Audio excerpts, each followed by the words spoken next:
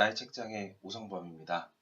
오늘 소개해드릴 책은 이 책입니다. 인구와 투자의 미래라는 책이고요.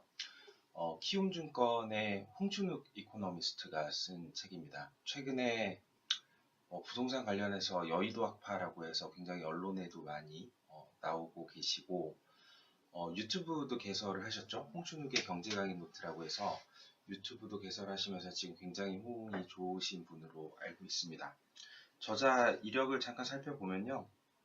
연대 사학과 출신이시고 고대에서 경제학 석사, 명지대에서 경영학 박사를 받으셨고 다양한 증권사에서 이코노미스트로 일하고 계시고 국민연금 기금운용본부 투자운용팀장도 역임하셨네요. 현재는 키움증권에 계십니다. 이 책의 내용은 기본적으로 인구 감소, 그 다음에 인구 노령화에 따른 주택시장 폭락론에 대한 반론이라고 보시면 될 것 같고요. 이코노미스트답게 논리로서 글을 전개하는 것도 있지만 늘 하나의 데이터 그리고 하나의 그래프에 이어서 본인의 주장을 전개하는 소위 얘기하는 원차트 원메시지를 잘 구현하고 있는 그런 책입니다. 인구 감소에 따른 시장 전망의 논리는 이런 거죠. 인구가 감소하게 되니 주택시장에 대한 수요는 줄어들 것이고 그리고 베이비붐 세대는 은퇴를 하게 되니 그들이 가지고 있는 그러니까 더 이상 소득이 없기 때문에 가지고 있는 주택을 시장에 매물로 내어놓게 되면 수요는 감소하는데 공급은 증가하니까 주택시장이 하락할 수 있는 거 아니냐 아니면 좀 더 급격하게 본다면 주택시장이 폭락할 수 있는 거 아니냐라는 주장이 이제 인구 감소에 따른 주택시장 폭락론의 주장인데 그것에 대한 반론인 거죠. 일단 인구에 대해서는 몇 가지 포인트를 지적하고 계세요. 첫 번째로 인구가 감소하고 있는 것은 사실인데 기대 수명은 계속 늘어나고 있지 않느냐. 한마디로 인구가 감소하는 장기적으로는 감소하는 것은 맞으나 생산활동 인구가 갑자기 급락하는 일은 없을 것이다 라는 포인트가 하나 있고요. 그리고 두 번째로는 사회가 좀 변하지 않았느냐. 이제 산업사회가 아니라 지식경제사회인데 지식경제사회에서는 노동력의 양보다 질이 중요한 거 아니냐라는 포인트입니다.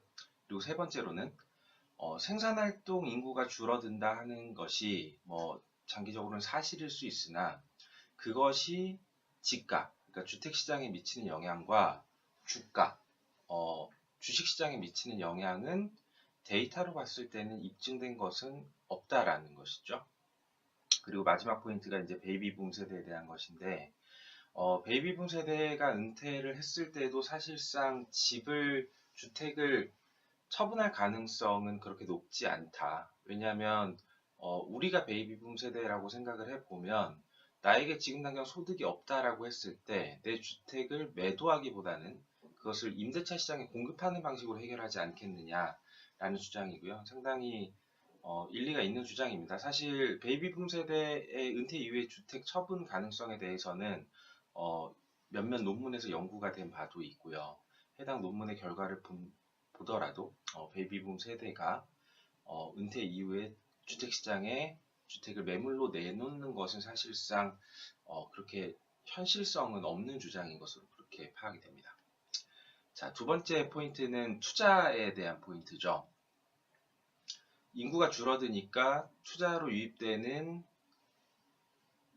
돈이 줄어들 것이다 라는 주장에 대해서는 이렇게 얘기를 하고 있어요. 투자는 인구의 어떤 총량에 의해서 결정이 되는 게 아니라 각 시장이 가지고 있는 상대적인 수익률에 의해서 결정된다. 그러니까 인구가 늘어나든 줄어들든 상관없이 주식시장의 수익률이 안 좋게 되면 부동산 자산시장으로 돈이 이동할 수 있고요. 부동산 자산시장의 수익률이 안 좋으면 주식시장이나 아니면은 자본시장, 그러니까 은행의 예금이나 적금으로 돈이 유입될 수도 있다는 것이죠. 그래서 각 시장의 상대적인 수익률의 어떤 관계에 따라서 투자의 전망을 밝혀야지 단순히 인구가 줄어드니까 투자도 줄어들 것이다 라는 주장은 너무 허무맹랑한 것이 아니냐 그런 말씀이시고요. 그런 점에서 봤을 때 아직 자본시장 대비 현 시점에서 자본시장 주식시장 대비해서 주식시장이 아니라 예금이나 적금 금리에 비해서 아직 자산시장의 수익률은 굉장히 높은 편이기 때문에 그쪽으로 자금이 유입되는 것은 일면 타당하고 충분히 그럴 가능성이 있다라는 말씀이십니다. 그 외에는 이제 뭐 아직까지 실질 소득 대비 주택 가격의 증가율은 그렇게 높은 편이 아니다. 그렇기 때문에 이런 두세 가지 포인트를 봤을 때 인구가 줄어든다고 해서 주택 시장으로의 자금이 급격하게 빠져나가지는 않을 것이다 라는 전망이신 거고요. 마지막으로 이제 금리에 대한 부분입니다. 금리 인상도 이제 주택시장 폭락론의 늘 이제 트리거처럼 그렇게 얘기가 되고 있는데 심플하게도 미국의 금리가 오른다고 해서 한국의 금리가 바로 오르는 것은 아니다 라는 주장을 하고 계시고요. 그것에 대해서는 이제 그래프로 백업을 하고 계시죠. 그래서 실제 미국의 금리가 이동하는 시점과 한국의 금리가 이동하는 시점을 겹쳐서 봤을 때 한국의 금리가 맹목적으로 미국의 금리를 따라왔던 것은 아니고 앞으로도 그럴 것이다. 따라서 미국이 금리를 인상하게 되면 한국의 주택시장이 바로 폭락할 것처럼 얘기하는 것은 다소 타당성이 떨어진다는 주장입니다. 네, 여기까지 책 소개를 드렸습니다. 지금 3회 동안의 방송을 통해서 첫 번째 방송에서는 부동산 시장 독법이라고 해서 최진기 선생님 책을 소개를 드렸고요. 두 번째는 부동산 시장에 대한 부정적인 견해를 가지고 계셨던 선대인 소장님의 책, 그 다음에 세 번째는 그것에 대한 일종의 반론으로서 인구와 투자의 미래, 홍준욱 이코노미스트의 책을 소개시켜 드렸고요.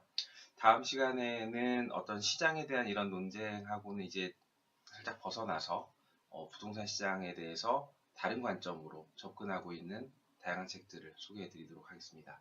다음 시간에 뵙겠습니다.